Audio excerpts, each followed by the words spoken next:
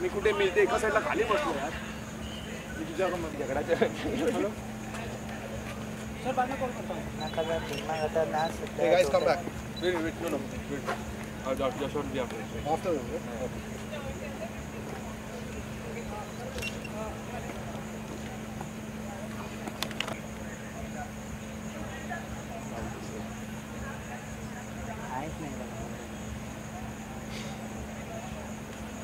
हाय तो नेहा जी थोड़ा और आगे. इधर तक आना वो बता दो ना मैम. आगे हम यहाँ तक आइए. चलिए इधर तक ना. हाँ और वहाँ यहाँ से हाँ चलेगा.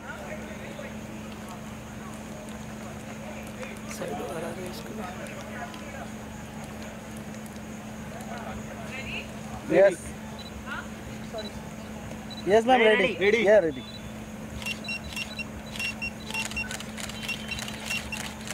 Nice shoe, yeah. Yeah. I've been training. One more time. और एक round चाहिए? Yes. Exercise and करो और एक. Ashwin, one more. Ready.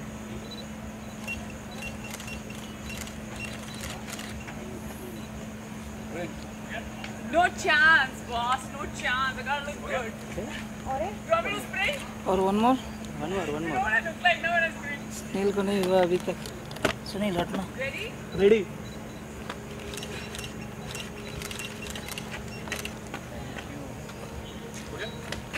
More? I can keep doing it. Last shot. लगेगा. मैं धीरे भागती हूँ. हाँ ठीक है चलेगा.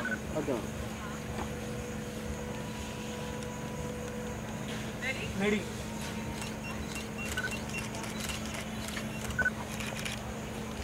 Okay. Thank you. वहाँ पर आ जाएगा. सब आगे रहेंगे.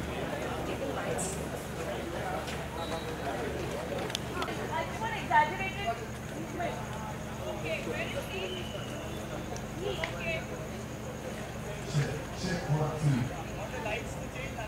Yes, go with the leg. 1, 2, start. Yeah. Ready? Yes.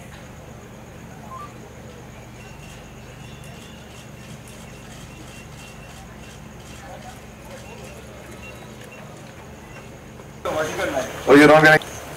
Alright, so. Our next Miss India, fantastic model. She's doing a lot of shows right now. She's got a couple of really good movies coming out this year. But most importantly, she ran the Bombay Half Marathon last year. She ran the Bangalore 10K this year. And she's pushing me to run a few more races. I don't know why, but yeah. But ladies and gentlemen, give it up for Neha, yeah. Alright, over to you. Good to have you, Neha. This is the part that I have to tell you. I live in Bandra. I live very close to Leelavati Hospital. Whenever I get to Carter Road, Turner Road and Pericross Road, I can actually count. I must have seen you run just 20-25 times, just running. So how do you manage to make so much time for yourself, knowing that you act, knowing that you model? Well, I want to start by saying a very warm good evening to everybody. You know, I don't know if this is the right place to be standing on stage and talking to everyone in the audience. I have to start by saying that everyone there in the audience is definitely a better runner than I am. So I thank all of you for doing all these activities that Nike's put up today, and for showing this much zest and encouragement to all the other runners who are actually not here. I'm sure you're going to go back and put this message up on Facebook and tell everybody how cool this activity is. You know, a huge round of applause to all of you to come here, because, you know, nobody actually has put a gun on anyone's head. This is not anyone's job. This is not, no one's getting paid for this. This is just a hobby, and people just run because they want to run. There is no explanation to it. And most runners out there would know that there's absolutely no explanation to this. Well, before I come to answering your question as to how do I make time, I want to start by telling everybody that you know, my journey as a runner has been one that's not been very easy. The reason I started running was because I thought I could never run. I don't know how many of you actually did that. A lot of people run because they know they can run. I started running because I thought I'd never be able to do it. Well, I almost thought for like every time I would see people running and, you know, doing marathons, and I was just like, why can't I be one of these people? Why can't I make the time, the effort? You know, what's different? If one person can, why can't the other one do it? So I never thought of myself as, you know, I'm coming to answering your questions, so how do I make time? I never thought of myself as this actor, as this person who's busier than everybody else. I run with a running group, and I have to say that everyone out there is far busier than I am. I only make time because I love running. I love what it does to me. I love the fact that it clears my head out on days that I've got too much going on in my head, and it takes me to a level of it takes me to a level of spirituality when I have absolutely nothing going on in my head. So it just takes me to a higher level of consciousness. And I know that a lot of people out there who are runners. How many of you are actually runners here? Excellent. I only see my coach not raising his hand because he's just like that.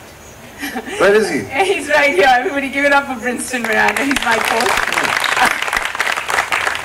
Yeah, that's probably the loudest expression he's had. Otherwise, he's always like 1, 2. Come on, give me 20 more. Come on. And these are sprints. So like, you know, he's a tough taskmaster. But I mean, you know, I have to say that there's so much I want to share because I feel I'm just somebody who knows so little about running. The only thing that I know about running is that I really wanted to run. And that's the most important thing. The minute you guys make up your mind that you want to do it, you should just go ahead and do it. I was at this crossroad in my life. The reason I started running was because I just needed something that could be mine. I needed some place where I didn't need timings, and I didn't need membership, and I didn't need, you know, a partner, like, you know, you have to go play tennis and then you have to wait for somebody else. I wanted something that was entirely mine, that I could call my own, that I just put on my sneakers and just go.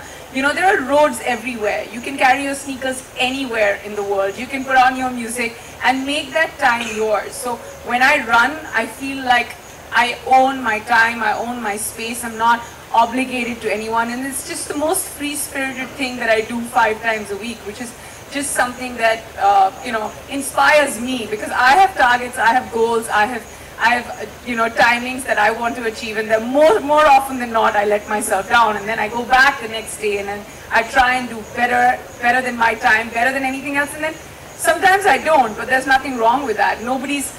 A marathon, I mean, most marathon runners would know, none of us are running a race. It's called a race, but we're not racing against anyone, not even ourselves. We're just giving it our 200% best on that very day, and that's what it's about. But yeah, I mean, I try and take our time only because I love it. I mean, I'm ever since I started running, I don't have a social life. I lie to my friends saying that, oh no, I've got something to do, but I'm actually in bed at 10 o'clock because I have to wake up at 5:30 in the morning to run. I know most runners out there would do that too, because there's no way that you can go to bed at like 2 a.m. after a hard party night and then go back and run at 5 in the morning. So, you know, performing at 5 a.m. with all the other runners is way more important to me than going to any party. So it's just, it gives me a level or a sense of security. It's made me far more mature as a person, even personally, and I just feel amazing about what running has done to me. So my next question, because I want to keep you on stage, is do you need a chair to sit? Do I need a chair? You know, I was almost hoping that I'm allowed to sit here. Like you could. Everybody I else could probably ask you a question from here itself. Yeah, so. Okay, so Neha, how long have you been running? Well, I've been running for almost, I mean, off and on, not properly, not professionally and everything. I've been trying to run for many years now, but I have to say that with my marathons and stuff, yeah, this is I've been 2.5 years. 2.5 years. We have a couple of 2-year-old marathon runners also here. Where I like being called 2-year-old. All right. Especially at this stage in my life.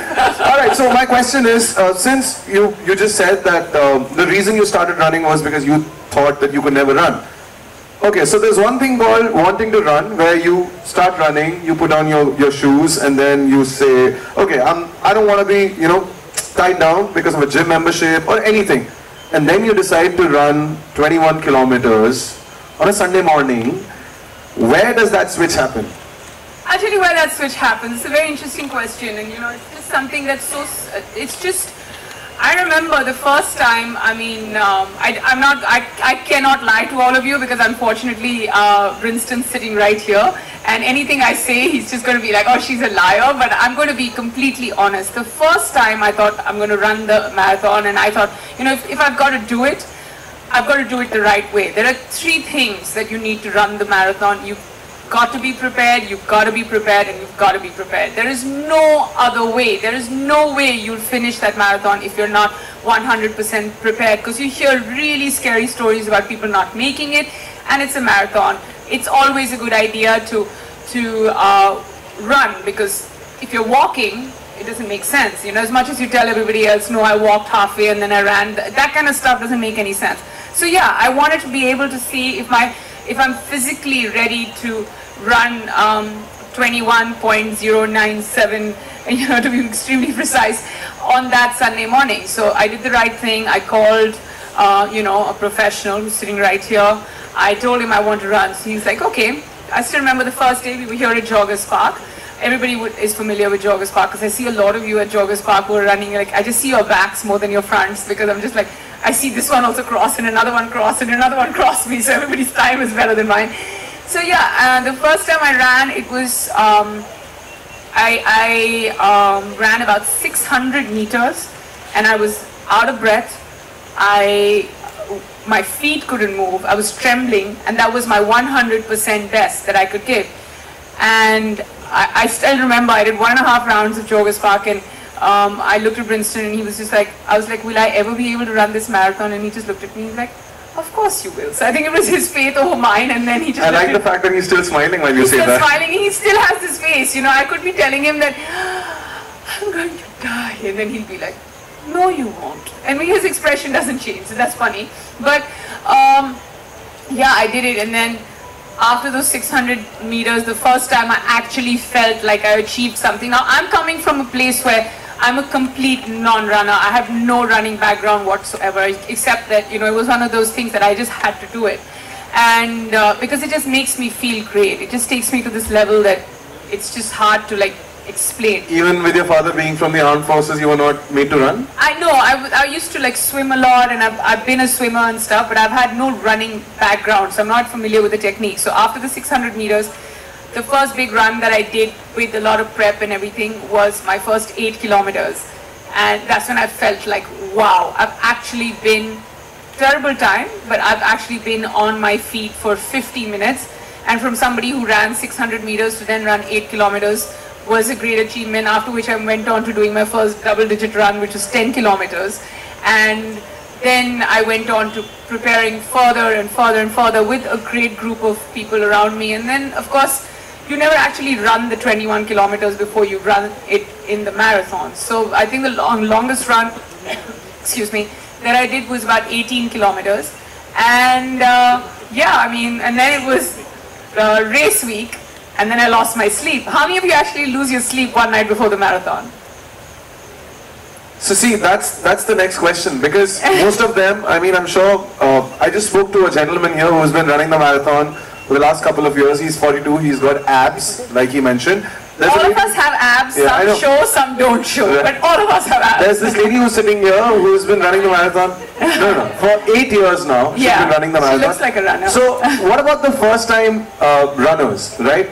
What advice would you give them? Because you've gone through the whole gamut of, you know, like running the first race. A lot. There's a lot for first time runners. There's a lot you need to do. Like I said, you've just got to be prepared. You've got to join a running group. I mean, you know, you can read as many number of manuals and all of that, and anything, nothing can prepare you for race day except just great preparation. So you've got to average by 3 weeks before the marathon, you should be averaging about 35 kilometers a week minimum. I'm no one to talk because I don't have great speed. That's another thing. That's my biggest drawback. And I know that this stage isn't a place where you talk about the things that you're not good at, but I know that my fantastic new shoes, the Zoom Elite, are going to give me great speed. No endorsements here, but just experience. But you know, like for the first time runners, there's so much you need to be careful about, starting from your kit.